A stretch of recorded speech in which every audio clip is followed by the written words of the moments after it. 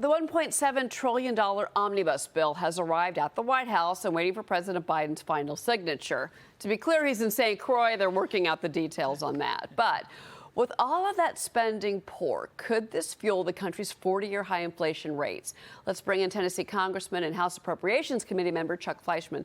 Congressman, thank you for joining us. The Omnibus bill, it is passed, but reminder here, as you know, the GOP takes over the House that controls the purse strings come January.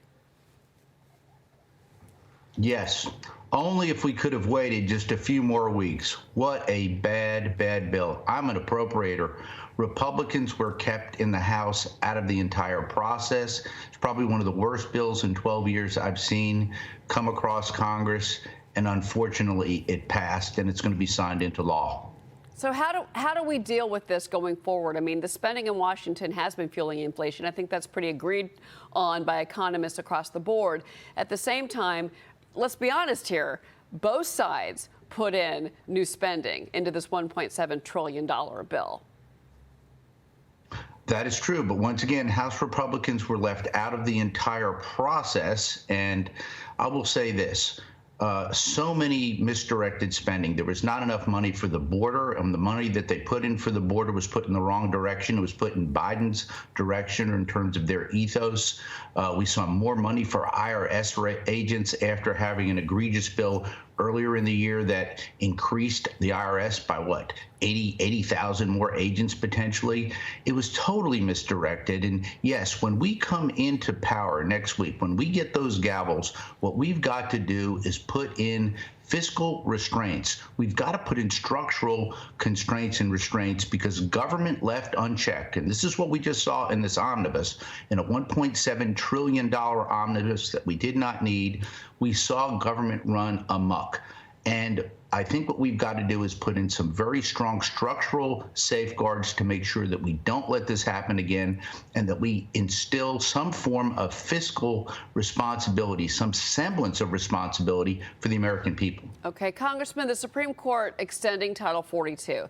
That will go at least to February. Yes. Migrants in Mexico hatching plans to cross the border illegally, regardless of this ruling. And President Biden was asked about the extension of Title 42. I want you to listen to President Biden and get your reaction on the other side, sir. The reaction is the court is not going to decide until June, apparently. And in the meantime, we have to enforce it. But I think it's overdue. Congressman?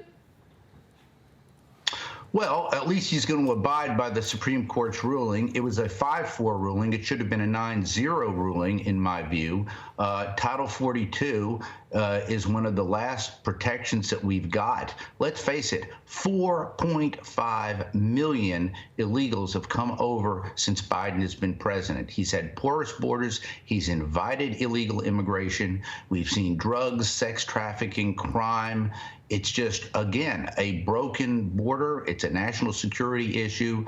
I'm glad that the president is going to abide by this. Let's hope that in June, when the Supreme Court rules, it keeps it in place. But we've got to have a more comprehensive view of the border. We've got to make sure that we secure our southern border to instill the different things that are there. We've got the technology. We've got the people. What we don't have is the will of the Biden administration and liberal minions on the left who want open and porous borders. It's destroying this country. Congressman Todd Pyro here. We've talked a lot about the situation at the border through the lens of what the Biden administration is and isn't doing. The Supreme Court gave them a lifeline, the Biden administration, it is, that the Biden administration does not want. Will they take this time frame and actually do something to do anything with regard to the crisis, or are those few liberal far left voices in the White House that are preventing anything from happening, that according to your colleagues on the Democratic side who've said that, are they going to come up with a plan or not? I don't think so. I think their plan is to keep open and porous borders. We've seen that for 2 years, 4.5 million illegals coming across. Every time that we come up as a nation with technology, with different ways, with laws, the buffer in Mexico policy, anything that we come up with that we can use to keep our borders safe and secure, the Biden administration decidedly goes in the other direction. So I think it's going to be up to House Republicans. I'm giving up on House Senate. After this omnibus, I don't know what we're going to do. So conservatives in the House are going to have to stand up and stand strong, use oversight, use the power of the purse, use every means available to protect the American people and try to make the Biden administration get the border safe. Otherwise, we're going to continue to see governors having to stand up and do an outstanding job. But it's not their job. It's the job of the federal government to keep the American border safe, not governors. I feel for them. They're doing as good a job as they can. But House Republicans, House conservatives are going to have to stand strong for the next 2 years because we won't have the Senate and we won't have the White House. So we've got to work ahead of us, but we've got to be loud, we've got to be strong, and we've got to articulate this message to the United States. Congressman, real quick, Kevin McCarthy. There's now criticism coming out about people your colleagues, trying to block him from becoming House Speaker. Your reaction, and do you think that he's going to have the votes? Because from what we can tell on our end, it doesn't look like he's quite there yet. I have long supported Kevin McCarthy, and I still do. I told him that before the election, after the election, and I will be casting my vote for Kevin. I do think ultimately he will get there. There's really not a plan B that I have heard about. We've had internally very good discussions in our conference, and I will say this.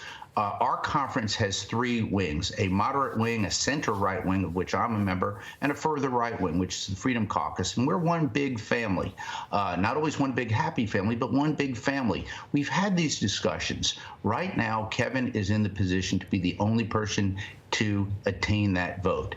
So that's how I think it will play out next week. It's going to be a very important vote, a very important process. I think it's important that we unify as Republicans because, once again, in the House, we can stand strong on solid conservative principles. I'm worried about the United States Senate. I saw them cave on the omnibus. We know we've got absolutely no help and a rudderless and confused White House that is going to continue to drift far left. So it's going to be up to us in the House to unify, to stay strong, to be strong, and to lead for the American people. And Congressman, it's Joe Concha. Another battle that's happening right now among Republicans is for RNC chair. And Ronna McDaniel obviously is in trouble there because we're hearing a lot of whispers now, and the whispers become a lot more audible around Harmeet Dillon possibly running the RNC. What are you hearing about that, and who do you ultimately support to run that body? I believe in letting the political side of things take care of themselves. I have long felt that if you get the best candidates who get the best advice, who go out there and are properly financed, you've got to raise money. The Democrats are raising money, small money, big money. We were outspent in some key races that I really thought we could have won, particularly on the Senate side late. So I'm going to let the politicos on that side decide that for themselves. But what I'm going to continue to do, what I've done over the years, is to make sure that I continue to support strong men and women who are running all across this country, as I have. As a Republican leader in the House, I'm going to make sure that we have good candidates at the state level, at the federal level, for the House, for the Senate, and then ultimately we've got to have the White House back. There's no question about that. We're seeing far too much get away with this Biden White House that is rudderless and confused. So we're going to need strong political leadership at the helm. I'm going to let that process decide itself because you've got a lot of people who know a lot more about politics than I do. I'm more of a policy person. But once we get that team in place, again, the word of the day will be unity, will be strength, will be direction, and communication to the American people. Republicans have got to get their message out to the American people. We failed to do that last time. We had a good message. It didn't resound. We've got to get back to the table and work hard and make sure that we get this country back on track. Congressman Chuck Fleischmann. Congressman, it's great to see you. Thank you for being here. Happy New Year.